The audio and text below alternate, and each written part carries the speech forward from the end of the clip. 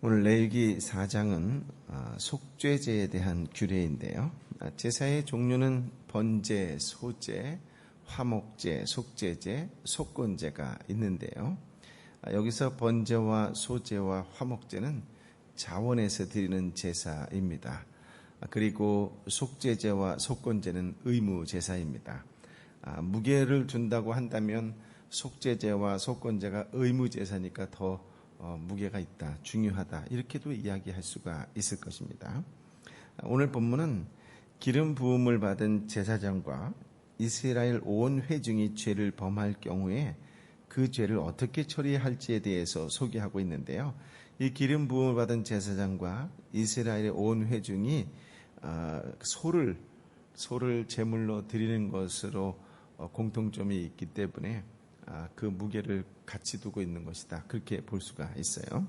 속죄제다라고 하는 것은 율법과 복음에서 빗나가 죄를 범한 경우를 말해요. 그런데 여기서 죄를 범했다라고 했을 때 고의로 죄를 범한 경우가 아니라 우발적으로 또는 부지 중에 모르고 죄를 지은 경우에 그 죄를 지은 사람이 제사를 드림으로 인해서 그 죄를 용서받는 것을 말합니다. 이것을 통해서 하나님의 공의를 채우고 만족시켜드리는 제사다, 그렇게도 이야기할 수가 있을 것입니다. 이렇게 이제 자기 스스로가 이렇게 죄를 지어서 와서 제사장을 통해서 제사 드리는 것이 이게 자범죄잖아요.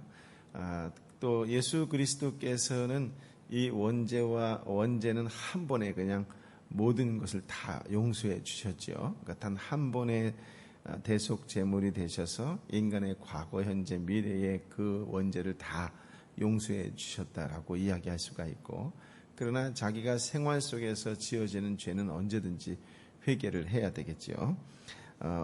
이 십자가의 구속의 공로로 말미암아 죄를 용서받고 또 의롭다 칭의를 받는 그 은혜는 오직 예수 그리스도를 통해서만이 그렇게 되는 거죠. 그러니까 우리가 하나님 앞에 기도하러 나올 때마다 그 예수님의 은혜에 대해서도 늘 기억하여야 될 것이라고 이야기합니다. 보통 이 속죄제는 구약의 갈보리 사건이다, 이렇게 이야기하기도 합니다. 속죄제의 방법은 첫 번째 제일 중요한 것이 뭐냐면 2절 말씀이 나오는 것처럼 죄를 깨달아야 돼요. 그러니까 2절이다 13절과 또 이후에 내일 23절 24절의 말씀에 보면 하나님의 계명 중에서 하나라도 어기게 되면 제사를 지내야 돼요. 속죄 제사를 지내야 돼요. 죄를 용서받는 제사, 속죄 제사를 드려야 돼요. 말씀드린 것처럼 우발적으로 죄를 범했다 할지라도 죄를 깨닫게 되면 내가 이런 죄를 졌구나라고 하면은 속죄 제사를 드림으로 인해서 용서를 받아야 된다라고 하는 거예요. 그러니까 핵심이 뭐예요? 깨닫는 게 아주 중요해요. 네. 물론 예수 그리스도께서 대속으로 우리의 죄뿐만 아니라 모르고 지은 죄까지 다 용서해 주셨죠. 그런데 여기서 우리가 말씀드린 것이지만 다시 말씀드리지만 깨닫는 게 중요해요. 깨닫지 못한다 할지라도 그것도 죄예요. 죄는 알고 지은 죄가 있고 모르고 지은 죄가 있다라고 하는 거예요. 냉정하게 성경에 나온 말씀만 가지고 판단할 때에 이 섣부른 판단이 될 수도 있지만 판단할 때 이방인들이라든가 아니면은 복음이 증거되지 않은 사람들이 죄를 지은 거에 대해서 심판이 있느냐 이렇게 이야기하면 그 권한은 하나님만이 있기 때문에 하나님만이 판단하시는 것이기 때문에 우리가 있다 없다 우리의 입으로 말할 수는 없지만 성경에 나온 것에 따라 근거해 보면 죄는 죄다라고 하는 거예요. 그러니까 예를 들어서 모르고 교통을 위반했어요. 그래서 범칙금이 발부됐어요. 내야 돼요, 안 내야 돼요? 내가 모르고 했기 때문에 안 낸다. 그러면 결국 압류를 당할 수밖에 없는 거예요. 응? 내가 이게 농약인지 독약인지 모르고 먹었어요. 탈나요? 죽어요? 안 나요? 죽을 수밖에 없어요. 모르고 지은 죄도 죄라고 하는 거예요. 그래서 요즘에는 그런 기도 잘 안 하는데 옛날에 대표 기도 하시는 분들이 꼭 알고 지은 죄, 모르고 지은 죄를 다 용서하여 주옵소서, 이런 기도도 종종 했었어요. 그래서 이렇게 이 모르고 지은 죄 때문에 제사장이 제사를 드릴 때에 우리 민족의 지은 죄를 용서하여 주옵소서, 이런 기도를 했었던 거예요. 어쨌든 예수 그리스도를 통해서 우리가 법적으로는 모든 죄가 다 용서되었지만 그렇지만 관계적인 면에서 있어서는 반드시 그 지은 죄, 자범죄 이런 것들은 죄에 대한 책임을 져야 된다라고 하는 거예요. 그래서 이렇게 죄를 지은 것에 대해서 부지중에 모르고 우발적으로 지은 죄에 대해서 이것을 용서받게 하는 제사가 뭐다? 속죄제다 이렇게 얘기하는 거예요. 또 속건제도 있어요. 뒤에 또 나오겠지만. 그래서 그리스도인에 있어서 제일 중요한 것 중에 하나가 무엇이냐면 죄를 깨닫는 게 중요해요. 죄를 많이 깨달을수록 복이 있는 사람이 된다 이렇게 얘기할 수가 있어요. 그러니까 죄를 많이 깨닫기 위해서는 어떻게 해야 돼요? 성경을 많이 알아야 되겠죠. 성경을 깊이 알아야 되겠죠. 그 성경을 공부하는 이유가 뭐냐라고 했을 때 지식을 쌓는 것이 아니라 성경 공부의 핵심은 어디에 있냐면 죄를 깨닫는 데 있는 거예요. 좀 근사한 척하면서 얘기한다면 나의 정체성을 알아가는 것, 그게 바로 성경을 많이 공부하는 이유예요. 깊이 공부하는 이유라고. 나는 성경의 지식이 많다. 그 얘기는 뭐야? 나는 많은 죄를 지었다. 이렇게 고백되어지는 거예요. 나는 성경을 깊이 묵상했다. 나는 나의 죄에 대해서 깊이 깨닫게 되었다. 이 말이에요. 내가 성경을 10,000번 보았다. 나는 성경을 10,000번 보는 동안에 정말 철저히 죄인이라는 걸 깨달았다. 이런 말이에요. 이런 말. 그러니까 우리가 성경을 본다는 것은 결과적으로 뭐예요? 겸손해질 수밖에 없어요. 나는 성경을 10,000번 보았다. 그 말 자체가 교만이야. 그러니까 성경을 본다는 건 다른 말로 뭐다? 죄를 깨닫기 위한 거예요. 죄는 깨달을수록 뭐다? 복이다라고 하는 거예요. 그래서 사실은 제사장의 이 책무 중에 가장 중요한 것 중에 하나가 뭐냐면 회중의 범한 죄를 깨닫게 해주는 거예요. 요즘의 말로 한다면 목회자의 가장 중요한 책무 중에 하나가 뭐냐면 회중을 위로하는 것, 그것도 틀리지 않지만 더 중요한 건 말씀을 풀어서 죄가 죄인 것을 깨닫게 해주는 것. 그게 목회자의 가장 중요한 책무 중에 하나예요. 한국 사회의 대형 교회에서 잘못 행해지고 있는 거, 이게 죄라는 걸 깨우쳐 줘야 돼요. 한국 사회에 가난한 자가 굶어 죽게 내버려둔 거, 이건 다 같이 교회들이 회개해야 될 일이라고 하는 거예요. 이것이 어떻게 매스컴에 나올 수 있도록 방치해뒀냐? 이건 교회가 다 같이 회개해야 될 일이에요. 그래서 죄를 깨달아야 속죄 제사를 드릴 수 있기 때문에 깨닫는 게 은혜예요. 로마서 5장 20절의 말씀처럼 죄가 더한 곳에 은혜가 더욱 넘친다 그랬잖아요. 죄가 더한 곳에 은혜가 넘치는 게 뭐예요? 깨달아야 은혜가 넘치는 것이다 라고 하는 것이에요. 첫 번째 깨닫는 거예요. 두 번째는 뭐냐면 헌납이에요. 제물을 드리는 자가 죄의 책임의 경중에 따라 제사장에게 짐승을, 그 제물을 회막문으로 끌고 와야 된다라고 하는 거예요. 그 다음에 안수하는 거죠. 안수하는 것은 죄를 전가하는 거예요. 안수하는 것은 요즘 말로 한다면 예수님과 연합하는 걸 말하는 거예요. 연합하는 거. 죄를 고백하는 거예요. 제물을 드리는 자가 제물 앞에 안수하면서 나의 죄를 고백해야 돼요. 고백하는 걸 통해서 그 죄를 전부 다 짐승한테 전가하는 거죠. 우리가 예수님 앞에 나의 죄를 고백하는 이유가 뭐예요? 예수님께 내 죄를 다 떠넘기고 예수님께서 용서해 주기를 원하는 거죠. 그런데 이 예수님 앞에 죄를 고백하는 것이 굉장히 중요해요. 왜냐하면 내가 죄를 지은 걸 고백한다 이런 말은 다른 말로 얘기해서 하나님을 인정한다 이런 말 아니겠어요? 예수 그리스도를 인정한다 이런 말이잖아요. 그러니까 하나님을 인정한다라고 하는 것의 대표적인 표현이 뭐예요? 나는 죄인입니다. 나의 죄를 회개하는 것이죠. 하나님께서는 이 회개하는 것을 가장 기뻐하신다고 말씀하셨어요. 이사야 1장 18절에 보면 뭐라 그래요? 우리의 죄가 아무리 커도 주홍같이 붉은 죄라도 흰눈같이 씻어주시고 진흥같이 붉을 죄라도 양털같이 희게 해주겠다라고 이야기하시고, 또 누가복음에 봐도 하나님은 70번씩 7번이라도 용서해 주시라고 말씀하시잖아요. 그래서 이 죄를 고백하는 것이 아주 중요합니다. 누가복음 18장에 가면 바리새인과 세리의 기도에서 보여주는 것처럼 회개하는 자가 하나님의 은혜를 받는 것이라고 하는 거잖아요. 세리의 그 간구하는 기도, 회개하는 기도, 그 기도를 받으시는 거예요. 근데 이제 회개에 있어서 중요한 게 무엇이냐면 전 인격적으로 회개를 해야 돼요. 다른 말로 지정의로 회개를 해야 돼요. 말씀을 읽으면 읽을수록 죄가 무엇인지 깨닫게 되었어요. 나는 정말 죄인입니다. 죄인입니다. 이렇게 깊이 인식하고 뉘우치는 것이 중요하잖아요. 그러나 또 하나 중요한 건 뭐예요? 의지적으로 끊고 돌이키지 않으려고 해야 돼요. 의지적으로 다시는 그 자리를 죄를 짓지 않으려고 해야 돼요. 예수님께서 중풍병자에게 뭐라 그래요? 너 자리를 들고 걸어가라 이렇게 명령하시잖아요. 그거는 누가 해야 돼요? 중풍병자가 해야 돼요. 마지막 한 걸음은 누가 걸어야 돼요? 내가 의지적으로 일어나서 털고 걸어 나아가야 돼요. 그 회개는 이 의지적 결단까지도 가야 된다라고 하는 것이에요. 또 희생의 죽음이죠. 속죄 제물을 끌고 온 생축은 제사장에게 내어주어 제사장이 번제단 곁에서 잡게 하는 것이죠. 그래서 범죄한 자 대신에 누가 죽는 거예요? 제물이 살아있는 짐승이 죽는 것이지요. 예수 그리스도는 우리가 죽어야 할 자리 대신에 죽으셨다 이렇게 얘기했죠. 갈라디아서 2장 20절 우리가 잘 알고 있는 말씀이죠. 또 5장 24절의 말씀을 통해서도 우리 자리에 내 자리에 대신 죽으신 예수 그리스도 그 은혜를 늘 묵상할 수 있으셔야 됩니다. 그래서 우리가 예수 그리스도께서 우리를 대신하여 죽으신 그 보혈의 공로를 의지하고 하나님 앞에 나아갈 수 있어야 된다라고 하는 것이에요. 또 6절 7절의 말씀에 보면 피 뿌리는 의식이 나와요. 또 16절 17절에도 나오고 그 이후에 25절 30절에도 나오는데요.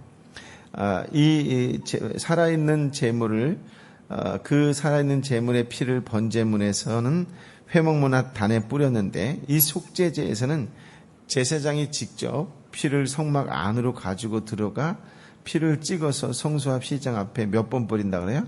7번 뿌리고 또 향단 뿔에 바르고 나머지는 번제단 밑에 쏟는다 이렇게 얘기하잖아요. 이런 피 뿌리는 의식은 속죄에 대한 예수 그리스도의 희생을 통한 보장이라고 이야기를 해요. 그러니까 피 뿌리는 의식을 통하여 곧 하나님께 가는 길이 열렸다 이런 말이지요. 그러니까 예수 그리스도의 피 뿌림이 없이는 하나님 앞에 나아갈 수도 없고 하나님의 백성이 될 수도 없다라고 하는 것이에요. 즉 예수 그리스도의 피 뿌림으로 말미암아 예수 그리스도를 믿게 된 사람들은 하나님께 직접 나아갈 수 있게 되었다 이렇게 얘기하는 거죠.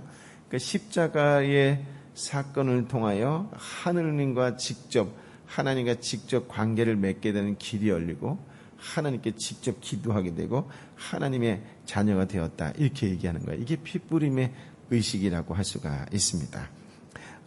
휘장의 두께가 얼마나 되는지 혹시 들어본 적 있으세요? 이 성소와 지성소를 가로막고 있는 휘장은 보통 이 손가락 4개 정도의 두께 정도 했다 그래요. 그래서 말 10필이 끊어도 휘장이 찢어지지 않았다고 이야기를 해요. 그러니까 여러분이 생각하는 커튼이 아니에요. 그러니까 이 휘장은 인간의 힘으로 웬만해서 찢을 수 없다 이렇게 이야기를 해요. 그런데 예수님께서 십자가에 못 박혀 죽으실 때에 위에서부터 아래로 휘장이 찢어졌다 이렇게 얘기하잖아요. 그래서 그것이 나타내고자 하는 것은 이 휘장이 찢어짐으로 말미암아 우리가 이제 하나님께 직접 기도할 수 있는 길이 열렸다 이렇게 얘기하게 하는 거예요. 그래서 이 핏뿌림의 의식, 십자가의 사건이 우리에게 하나님을 아버지라고 부르는 놀라운 길이 열리게 된 것이다 라고 하는 것이죠. 예수를 믿는 모든 성도는 그분의 피 공로로 하나님 보좌에 담대히 나아갈 수 있게 되었다는 것에 대한 상징이기도 하지요.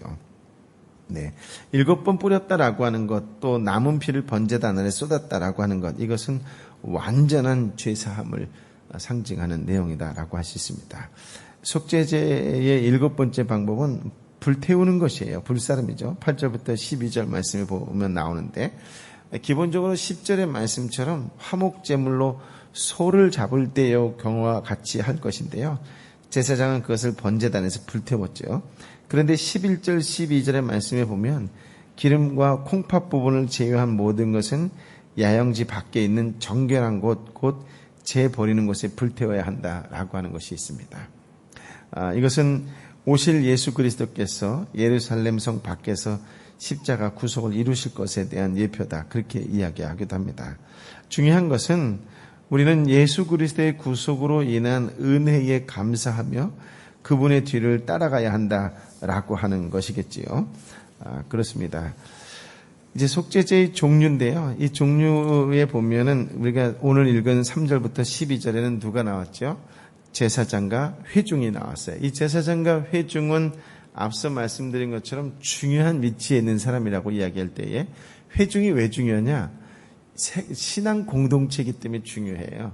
이스라엘 회중은 다른 민족과 구별되는 것이 있다면 하나님을 믿는 민족이거든요. 그러니까 예수 그리스도를 믿는다라고 하는 사람은 믿지 않는 사람보다 책임이 크다. 이렇게 얘기할 수가 있어요. 책임이 크다. 그만한 축복이 있다. 이런 말이에요. 그래서 제사장과 회중은 속죄 제물로 뭘 쓴다 그랬어요? 황소, 숫송아지를 제물로 하나님께 드린다라고 하는 거예요. 그만큼 중요한 위치가 있다라고 하는 거예요. 그러니까 신앙 공동체의 사람이 된다는 것은 굉장한 특권이라고 이야기할 수가 있을 것입니다. 내일 말씀에는 지도자를 위한 속죄 제물이 있는데요. 그때는 숫 염소를 드려야 했고, 평민을 위한 속죄 제사가 있는데 그때는 암 염소와 어린 양을 드려야 했고, 가난한 자를 위한 속죄 제물이 있는데 그때는 산 비둘기 한 쌍과 집 비둘기 새끼 한 쌍을 드렸습니다. 또 그보다 더 가난한 자, 그것조차 드릴 수 없는 사람들은 극빈자라고 할 수 있는데 그 사람들은 고운 가루 에바 10분의 1을 드렸다라고 하는데 보통 한 2.3리터 정도 된다 이렇게 얘기해요. 그래서 5장 13절까지 속죄제에 대해서 계속해서 소개하고 있다 이렇게 얘기할 수가 있습니다. 그러니까 저와 여러분은 신앙 공동체이기 때문에 이 공동체 안에서 책임이 제일 큰 부분에 속한다 이렇게 얘기할 수가 있어요. 그러니까 그동안에 이렇게 우리가 확인한 제사를 통해서 본다면 우리는 그리스도인의 향기가 되고 또 그리스도인의 정말 대사가 돼서 세상 속에 구별된 자로 살아야 된다라고 하는 것이 제사를 통해서 깨닫게 되는 두드러진 특징 중에 하나다 이렇게 이야기할 수가 있습니다. 어쨌든 속죄 제물은 지위와 계급에 따라 다르다라고 하는 것이죠. 예수님은 어떤 죄의 영향력을 가지고 있든 모든 속죄할 것에 대한 예표라고 말씀드렸을 것입니다. 지위가 높은 사람은 제물의 종류가 크고 지위가 낮은 사람은 제물이 작았어요. 그것은 지위의 높이에 따라 죄의 영향력이 다르기 때문이에요. 그 영향력이 있다는 거예요. 그러니까 그런 면에서 보면 일반 성도보다는 목사와 또 뭐 어떤 지위가 있다라고 한다면 그만큼의 발언에 대한 영향력, 삶에 대한 영향력이 있기 때문에 그만큼 많은 속죄를 필요로 한다 이렇게 이야기하는 것이에요. 평민들은 제사장들이 법을 어기고 죄를 지으면 그 영향 아래 많은 그 영향을 받을 수밖에 없지 않겠어요? 대표자가 범죄함으로 벌을 받을 때에 그 영향력 아래에 있는 사람이 함께 고난을 당하게 된다라고 하는 것이에요.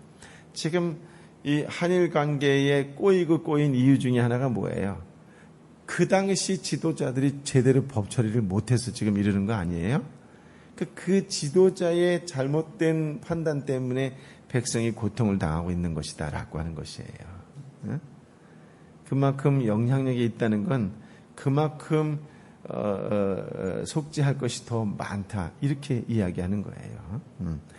내가 우리 집안의 대표다. 그만큼 영향력이 크다는 건 그만한 죄가 더 있다 이렇게 얘기해도 틀리지 않아요. 그래서 더 속죄를 해야 된다라고 하는 것이지요. 한편 제물이 다른 것은 제물 드리는 능력에 따라 드릴 수 있도록 배려된 규례이기도 하겠지요. 아무리 극빈자라도 드릴 수 있다는 것이죠. 제물을 드릴 능력이 없는 사람이라도 누구나 속죄 제물을 드릴 수 있도록 한 것입니다. 이것을 통하여 하나님이 예수 그리스도를 통해 주시는 구원은 남녀노소 빈부 귀천에 관계없이 베푸시는 은혜의 상징이다 이렇게 이야기를 합니다. 누구나 예수 그리스도를 믿기만 하면 죄를 용서함 받은 것뿐만 아니라 구원과 영생을 얻게 될 것이라고 하는 것의 예표라고 할 수가 있을 것입니다. 오늘 속죄 제사의 의미와 방법과 종류를 살펴보았는데요. 이러한 구약 시대의 속죄 제사는 일시적으로 죄를 용서받는 것이라고 할 수 있죠. 그 한 번의 제사를 통해서 영원히 용서를 받는 것은 아닙니다. 그러나 예수님의 구속 사역으로 우리 모든 죄가 영원히 법적으로, 그러니까 이 법적으로는 오리지널 신이 완전히 해소되는 거죠. 법적으로 하나님과 우리의 관계가 회복이 된 것입니다. 이 법적으로 속죄받는 것에 대해서 우리가 정말로 귀하게 여길 수 있고 감사하게 여길 수 있어야 돼요. 아까도 말씀드렸지만 우리는 하나님 안에 살아가는 신앙 공동체다라고 했을 때에 믿지 않는 자들보다 더 큰 영향력이 있는 사람이다라고 하는 것이에요. 그만큼의 책임이 따른다라고 하는 것이죠. 그렇다라고 하는 건 거꾸로 뒤집어서 얘기한다면 그만큼 큰 축복을 받은 자라고 하는 거예요. 하나님의 큰 축복을 받은 자라고 하는 거예요. 내가 구원받았다라고 하는 것보다 더 큰 은혜가 없다는 것을 우리가 늘 기억해서 그 은혜에 감사할 수 있다면 하나님께서 더 놀라운 내일을 보장해 줄 것입니다. 은혜의 수단으로서 하나님께 나아갈 때마다 예수님의 피 공로를 의지하고 나아가는 생활을 해야 하겠지요. 그러므로 여러분이 죄를 알아가면 알아갈 때마다 하나님의 놀라운 은혜가 임하게 되고 하나님의 위대한 계획을 발견하게 될 것입니다. 말씀을 통해서 여러분 한 사람 한 사람을 더욱 알아가는 귀한 시간인 것뿐만 아니라 하나님을 깊이 알고 넓게 알고 높이 알아가는 그런 복된 사람이 되시기를 예수님의 이름으로 축복합니다. 아멘. 아버지 하나님, 우리에게 속죄제를 허락하여 주셔서 감사합니다. 우연히 우발적으로 또 부지 중에 지은 죄까지도 용서하시는 그 아버지 하나님, 그러나 내가 삶 속에서 이것이 죄임을 깨달을 수 있는 지혜로움을 허락하여 주옵소서. 날마다 말씀 가운데 거할 때마다 내가 얼마나 큰 은혜를 받고 살아가는지에 대해서 알게 하여 주시어서 그 하나님의 은혜에 대해서, 예수 그리스도의 사랑에 대해서, 하나님의 사랑에 대해서, 예수 그리스도의 은혜에 대해서 기억하고 감사할 수 있는 믿음의 사람으로 살아가게 하여 주옵소서. 오늘도 간절히 빌고 원하오니 우리 주님 예수 그리스도의 은혜와 사랑에 감사하며 거룩한 하나님의 딸로, 거룩한 하나님의 아들로 살아가는 복된 날이 되게 하여 주옵소서. 믿는 우리로 인하여 믿지 않는 자들이 은혜를 체험하게 하여 주시고 평화를 체험하게 하여 주시고 위로와 격려를 체험하게 되는 그런 축복의 통로가 우리가 되게 하여 주시고 그런 우리 때문에 복을 받는 믿지 않는 우리의 이웃들이 되게 하여 주옵소서. 여전히 아파하고 힘들어하는 이웃을 위하여 끝까지 중보하는 축복의 통로의 사람, 예배자의 한 사람으로 살아가는 우리 한 사람 한 사람이 되게 하여 주옵소서. 이제는 우리 주님 예수 그리스도의 은혜와 아버지 하나님의 크신 사랑과 성령 하나님의 교통하심이 주님 주의 뜻을 알게 하여 주시니 감사합니다. 내가 지었던 모든 죄가 하나님을 가로막는 것이었지만 그 모든 것까지도 다 용서해 주시는 예수 그리스도를 허락하여 주셔서 감사합니다. 날마다 말씀을 사랑하는 자로, 예수님과 함께 동행하는 자로, 그 은혜를 누리는 자로 살아갈 수 있는 축복의 통로가 되게 하여 주옵소서. 그리스도인 한 사람 때문에 믿지 않는 한 사람이 위로와 격려를 받고 주께 돌아오는 역사가 일어나는 그런 축복의 통로가 우리 한 사람 한 사람이 되게 하여 주옵소서. 이제는 우리 주님 예수 그리스도의 은혜, 그리고 아버지 하나님의 사랑, 성령의 놀라운 교통하심이 오늘 예배자에 있었던, 그리고 그렇게 살아가기를 결단하는 한 사람 한 사람의 가정과 그들의 이웃과 또 저들이 함께 기도하는 열방의 선교사님에게 이제부터 영원토록 함께하여 주옵기를 간절히 축원하옵나이다. 아멘.